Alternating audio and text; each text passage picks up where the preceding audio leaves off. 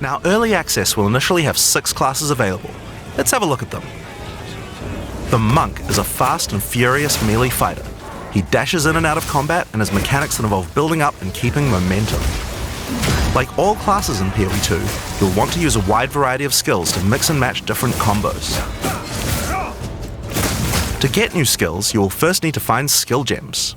Using a skill gem will open the gem cutting menu, which shows all the active skills available in PoE 2. You can choose an existing skill to level up, or choose to engrave a new one. Since this is a level 7 skill gem, even if you pick a new skill, it will immediately be level 7, so there's no harm in trying out something new. The Monk primarily uses the quarterstaff. There are 3 schools of martial arts: lightning, ice, and wind. But don't think you have to stick to just one. The best combos are going to involve mixing elements of all 3. Let's try Killing Palm. Like many monk skills, this can be used to quickly take advantage of a specific situation.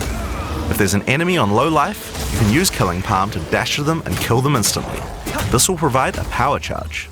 Then we can use a different skill to consume that power charge for a much more devastating attack. The Monk also has powerful combo skills. Tempest Bell, for example, is a skill that places a giant resonating bell.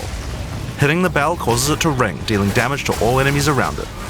You can also do things like freeze or shock the bell, which will add elemental damage to the strikes.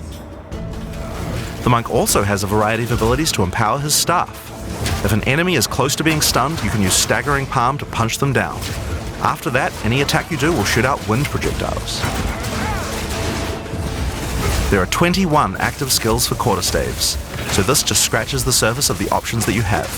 By endgame, you'll be dashing from pack to pack, spewing projectiles and obliterating screens of enemies with huge combo attacks. Now, if you like a style of melee that's a little slower but hits much harder, then the Warrior is for you. He pounds the ground with big chunky attacks and can shrug off the hits of small enemies with large amounts of armor. Even though the mace slams are slow, you never lose control. Longer attacks can be retargeted as you go, and if you find yourself committed to a long attack, you can dodge roll out of it at any time. Among the skill option for maces, you will find a variety of slams, fire attacks, war cries, and shield skills. Here, I'm going to slam the ground, rending it apart with lines of fire. Any slam skill will then cause these fissures to erupt with lava. I can even run through them with a skill like Stampede to do huge amounts of damage. The Warrior can also use war cries, which can empower your next skill. Seismic Cry, for example, will double any slams from your next attack. The Stampede counts as a slam, so I can double that for even more craziness. If you want to go a little faster and be a little more defensive, equip a shield. In PoE 2, you can raise your shield at any time to block all damage from the front, even spells. While holding up your shield, your stun meter will build as you take damage, so be careful. If it reaches 100%, your stance will break and you will be vulnerable. Some enemies also have unblockable attacks, which are indicated by this red flash. If you see one of these coming, make sure to dodge out of the way. Using a shield also gives you access to shield skills, like Shield Charge, which allows you to charge towards enemies and stun them. While charging, you're also blocking the whole time, so you have full damage immunity from the front. The Warrior also has access to totems. Some totems have built-in abilities, like Shockwave Totem, which can be placed to stun nearby enemies and trigger aftershocks like those from the Earthquake. But you can also get Ancestral Warrior Totems, which allow you to use any slam skill in your repertoire. This is a meta skill, which means that it's a skill you can put other skills into. I can take a slam like Sunder and socket it into my Ancestral Warrior Totem. Now when I summon him, he'll sit there and slam the monsters from a distance. There are 20 active skills for maces, so there's a lot more to try out, but by endgame you're going to be dropping hammers from the sky, leaping fearlessly into combat, and separating the very earth you stand on. Time for some ranged attacks. The Ranger is primarily about the bow, but we wanted to make sure that she feels agile as well. In PoE 2 you can shoot while moving. Combined with all the skills the Ranger has that allow you to jump around, you will have a lot of mobility in combat. Bow skills have a variety of lightning, poison, ice, and physical attacks. Lightning attacks bounce around between targets. You can also stick lightning arrows in the ground which explode when hit by the bouncers, or electrocute enemies to take them out of combat. Ice attacks allow you to slow and freeze enemies to keep them away from you. Using poison, not only can you slowly damage your enemies from afar, but also grow some interesting plants. With 21 bow skills and all the mobility and combo tools the ranger has, you can take advantage of every situation. By endgame, you'll be creating hundreds of arrows, be they falling from the sky, bouncing around between enemies, or spraying out of tornadoes. You might have noticed in the bottom left of the screen that the flask slots look a little different. In PoE 2, you have one dedicated life flask slot and one mana flask slot. Flasks gain charges as you kill enemies, and typically allow you to heal 6 or 7 times if they're full. But that's not the only thing you can use charges for. Charms are a new item type that will automatically defend you from various debuffs or damage types. Having trouble with getting frozen? Equip a thawing charm. When it's fully charged, it will make you immune to freeze for 3 seconds if you get frozen. To recharge them, just kill more monsters. You can gain more slots for charms by upgrading your belt. The mercenary wields a crossbow that can be loaded with different ammo types, offering versatility, power, and mobility. All classes in Path of Exile 2 can be controlled with WASD, which makes this class play exactly like a shooter. For the crossbow, you will find skills that work like shotguns, sniper rifles, assault rifles, and even grenade launchers. But not only that, there are a wide variety of more interesting elemental ammos too. It's very fast to switch between ammo types, so long as you already have them loaded, which makes the mercenary able to combo abilities together for devastating effect. Use Glacial Bolt to create walls of ice to separate enemies, then switch to fragmentation rounds to explode the ice, dealing massive AoE damage. If I come across an armored enemy, I could use armor-piercing rounds to break their armor, and then high-velocity rounds to take them down. Or perhaps I could fire a gas grenade to poison enemies before detonating the cloud with an explosive shot for massive damage. If you want to call in some suppressing fire, you can summon artillery ballistas. These have a minimum range, so you'll want to prepare your position carefully before moving in. There are 22 active skills for crossbows. By endgame, you'll be calling destruction down from the sky as you litter the battlefield with grenades and pepper your enemies with your automatic shotgun. If you're looking to take a backseat and let your minions do the work, then the Witch should be your choice. She can call forth hordes of undead monsters to fight for her, while casting powerful chaos spells that debilitate her enemies. Occult skills are some of the most varied in the game, with skeletons, noxious spells, specialty minions, curses, and sacrificial magic. Before we talk about minions, we'll have to talk about a new resource in Path of Exile 2 called Spirit. This is a spirit gem, which allows you to pick from a range of persistent skills. All classes have a variety of these skills which can add some very interesting effects, like Arctic Armor, which does cold damage to enemies that hit you, or Raging Spirits, which summon fiery skulls each time you cast a fire spell. For the Witch though, we'll want to be using our spirit to create permanent minions. These minions will be revived automatically when they die, so you don't have to worry about resummoning them all the time.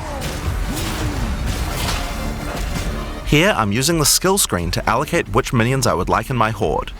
You can see the spirit cost of each one. Skeletal warriors are cheap but weak, useful for tanking damage and distracting enemies.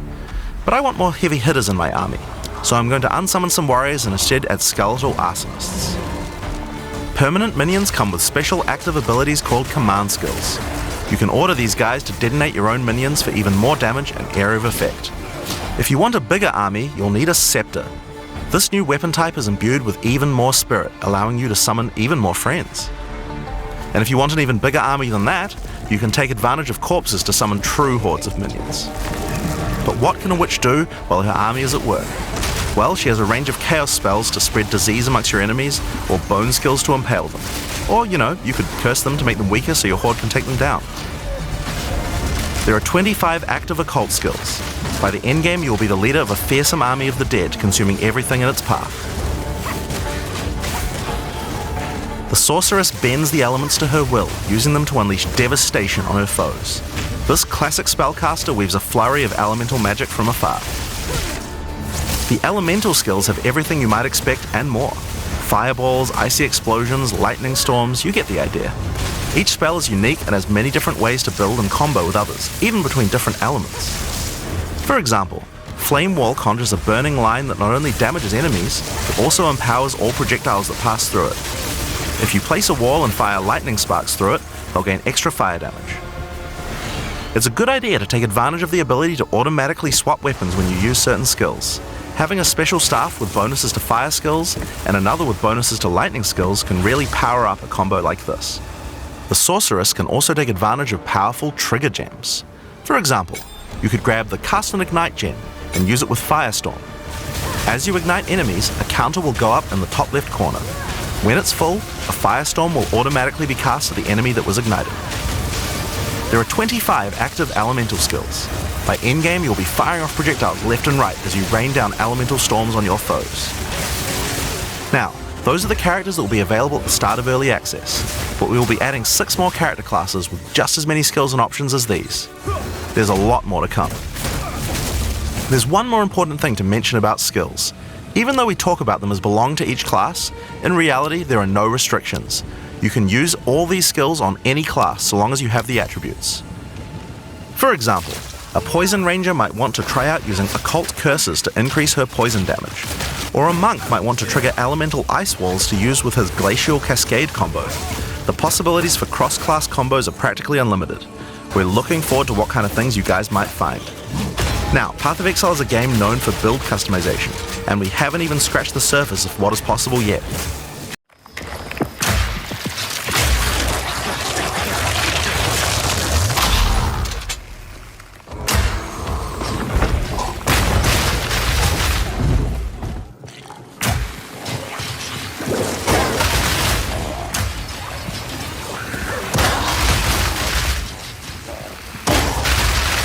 Okay, sure. Well, you can play the warrior here. Yeah. Yep, and then just press X again one more time. Okay. One more time, actually. Okay. And then I'll pick a class. Maybe I'll go the... I could play Sorceress, since we didn't play it already. Yeah. There you go. The rest of the characters get hanged. And out to escape. Yeah, the storyline is that the Count in the local area is kind of gone crazy and started arresting people for no reason. We're supposed to go and find out why this is happening and try to prevent this from happening. So yeah, if you use the middle button, you can open the inventory. You can do it at the same time on your side. Oh yeah. And then equip your items. Yep. Very good. So let's go. So yeah, I'm playing Sorceress, so I have this fire spell. On R1, you have your attack button. Okay. If you encounter this symbol on the atlas, then you know that the area contains ritual altars. Ritual altars demand tribute. Every monster you slaughter in the circle will feed the altar. After the sacrifice, touch it to begin the ritual.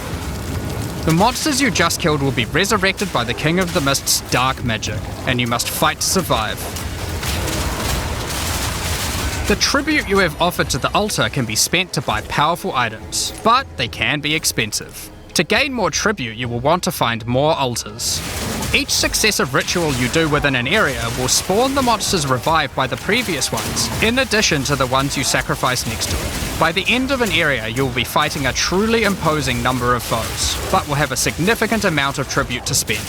One of the rewards you can buy with tribute are omens.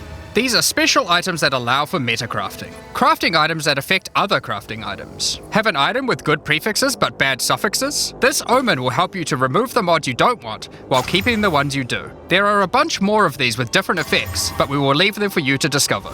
Now don't forget that Ritual will also drop tablets, which can be used to specialize into getting more rituals. If you want to get to the pinnacle boss of Ritual, then you will probably want to use them. They can also be crafted to grant mods, making your rituals more rewarding. The pinnacle encounter of Ritual is the King in the Mists. Feared by the Asmeri people, he is said to have brought eternal darkness to the Wildwood. We won't show the encounter, but just like Breach, there are a range of unique items you can get for defeating him, and you will gain points in the ritual section of the Atlas tree.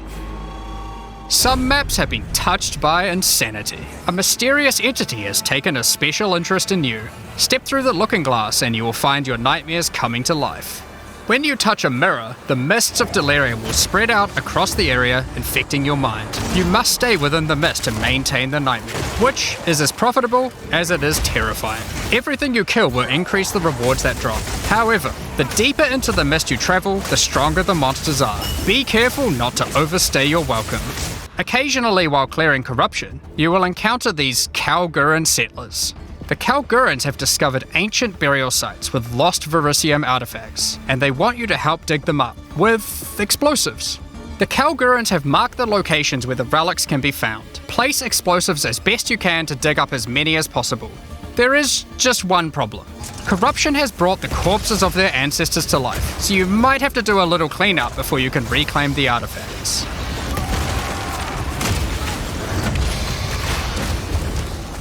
You can also find remnants, the destruction of which will further anger the restless dead. Each one you blow up will make the subsequent monsters more powerful, but also more rewarding. Danig, Rog, Tujin, and Gwenin will exchange the artifacts for useful items and runic magic. You can also find tablets to increase the number of expeditions and the rewards. This one increases the radius of explosives, while this one increases the number of remnants you will find. Eventually, you might discover a logbook. These are special maps full of buried treasure and relics, essentially one giant dig site. Here, you can create an extremely long chain of explosives and go through a very high number of remnants. But be careful, many remnants have mods that can really brick your build, so you will probably want to avoid these ones. If you add too many remnants, you could easily make the encounter harder than you can handle. There are all sorts of interesting things buried under the ground in logbooks. You might find dripping caves and hidden pirate caches, but the most powerful encounter is Olroth, the ancient undead commander of the Knights of the Sun. Defeating him will grant you unique rewards, as well as points to spend in the expedition section of the Atlas tree. Starting in Act 2, you will come across Ascension Trials, tests that you must complete to unlock your Ascension class. We'll explain these trials soon, but first let's take a look at what Ascending can do for your character. Each class has access to 3 Ascendancy classes, but at the start of Early Access, only 2 per class will be available. Ascendancy classes are unique to each character class, so choose wisely. They can drastically affect how you build your character. As a sorceress, you could become a Stormweaver, a master of the elements. Tempest Caller causes elemental storms to be summoned each time you do a critical hit with a spell. With Strike twice, you can stack 2 copies of Shock for more damage, and going deeper into the tree, you can make all your damage types apply Shock. Make a Shock build from any skill. Alternatively, you could become a Chronomancer and command time itself. She literally has the ability to stop time with Time Freeze. Not only that, but she has many other time manipulation abilities. Using Temporal Rift, she can teleport back to a previous location, resetting her life and mana back to what it was. Or with Time Snap, she can reset all her cooldowns and cast all her spells again. On the Warrior, you can choose between the Warbringer or the Titan. The Warbringer channels the might of his ancestors to gain tremendous power. Using Answered Call, you can summon ancestral spirits linked to each of your totems. With Jade Heritage, you can encase your body in a protective layer that absorbs all damage until it breaks. Warcaller's Bellow allows you to explode the corpses of your enemies.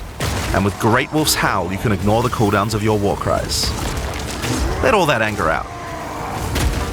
The Titan class is all about hitting big. With Earthbreaker, every slam is a chance to create an aftershock. With Crushing Impacts, every hit becomes a crushing blow, which will allow you to stun your enemies with ease. With Surprising Strength, you can take advantage of stunned enemies to deal 40% more damage. As a ranger, you might choose to be a Deadeye, an expert markswoman who can take down foes with style. With Endless Munitions, every attack gains an extra projectile. With Gathering Winds, she gains a small increase to movement speed with every attack, but be careful, she loses them when getting hit. With Eagle Eyes, she will never miss, allowing you to stop wasting all those passive points on accuracy. Alternatively, you could become a Pathfinder, the master of flasks and poison. She can choose from one of several throwable concoctions, allowing her to spend her flask charges to throw explosive bottles that deal various types of damage. A bleeding concoction will make your enemies bleed, while a fulminating one can shock your enemies, allowing you to do extra damage. Contagious Contamination allows her to spread poisons between her foes, while Overwhelming Toxicity doubles the number of stacks they can be infected by. Running Assault allows her to move much more quickly while firing, while Relentless Pursuit makes her totally immune to being slowed by enemies. The Witch can ascend into the Infernalist or the Blood Mage. As an Infernalist, she can summon a loyal Hellhound companion. The Hellhound sets enemies on fire, as well as taking a percentage of the damage if the Infernalist gets hit. With Pyromantic Pact, you can turn your mana into Infernal Flame. As you cast more spells, the flame builds up, and if it overflows, you'll take damage. Using Bringer of Flame, you'll want to make sure you keep the flames topped up. While your Infernal Flame is above 30%, all damage from you and your minions will ignite enemies. She can also transform into a literal demon. While in demon form, she takes an increasing amount of damage, but her cast speed and damage increase rapidly as well. So if you're planning on transforming into a demon, make sure you stack a lot of life recovery. She can also become a Blood Mage, a master of life and energy. All Blood Mages must pay the price of making skills cost life as well as mana, but in exchange, every monster they kill will drop life remnants, which allow them to quickly gain back that life. With Crimson Power, she can gain large amounts of extra life, and with Vitality Siphon, she can use her spells to leech life back as well. Once you've got a significant amount of life, you can use Gore Spike to make your critical hits deal incredible amounts of damage. A monk who is in tune with the elements might become an Invoker. With Elemental Expression, the Invoker will create waves of elemental power each time he does a critical strike. With Faith as a choice, you gain the ability to meditate, allowing you to double your energy shield. Choose between I am the Blizzard or I am the Thunder to specialize in cold or lightning. Path of Exile 2 is an eagerly anticipated action role-playing game developed and published by Grinding Gear Games. Acting as both a sequel and an evolution of the critically acclaimed Path of Exile, 2013, the game builds upon the foundations of its predecessor while introducing significant innovations across its gameplay, world design, and character progression systems. Announced at ExileCon in November 2019, Path of Exile 2 has undergone substantial development, evolving from an expansion into a standalone sequel. Set 20 years after the events of the original Path of Exile, the game delves into the aftermath of the defeat of Kitava and the collapse of the established order in Wraeclast. The land remains a desolate, dangerous place, but new factions and rising powers are shaping the region's future. The story introduces fresh characters, factions, and conflicts while retaining the dark, gothic atmosphere that defines the franchise. Path of Exile 2 offers a completely new 6-act campaign designed to be played independently of the original game. Each act features distinct environments, ranging from lush forests and scorched deserts to haunting ruins and bustling cities. The narrative unfolds organically, with fully voice-acted characters, cinematic cutscenes, and branching quests that adapt to player choices. While the campaign presents a fresh story, it integrates seamlessly with the lore of Wraeclast, expanding on the mysteries of the world and the powers of the first ones. Returning players will find subtle nods to the original campaign, while new players can enjoy an entirely standalone narrative. Path of Exile 2 introduces 6 new base classes: Warrior, Monk, Mercenary, Sorceress, Witch, and Ranger, each with unique mechanics and playstyles. These classes complement the original 6: Duelist, Templar, Marauder, Shadow, Scion, and Ranger, giving players 12 total options for character creation. Each base class features 3 new ascendancy paths, offering a total of 36 specialized builds. For example, the Sorceress can evolve into an Elementalist, a Spellblade, or a Mana Warden, each focusing on distinct aspects of magic and combat. Grinding Gear Games has hinted at expanded competitive modes, including seasonal challenges and leaderboards for both solo and group players. Path of Exile 2 will maintain its free-to-play model, with monetization focused solely on cosmetic microtransactions, ensuring a fair gameplay experience for all players. Players can enjoy seamless progression across PC and consoles thanks to cross-save functionality. Path of Exile 2 is poised to build upon the legacy of its predecessor, offering both newcomers and veteran players an expansive, immersive ARPG experience. With its deep customization options, engaging combat, and commitment to a fair free-to-play model, it stands as one of the most anticipated titles in the genre. The game's development emphasizes community involvement, ensuring that player feedback helps shape the final product. The game will be released on December 6th, 2024 on PC, PS5, and Xbox Series X and Series S. Now you can enjoy the screenshots without any interruption. Enjoy.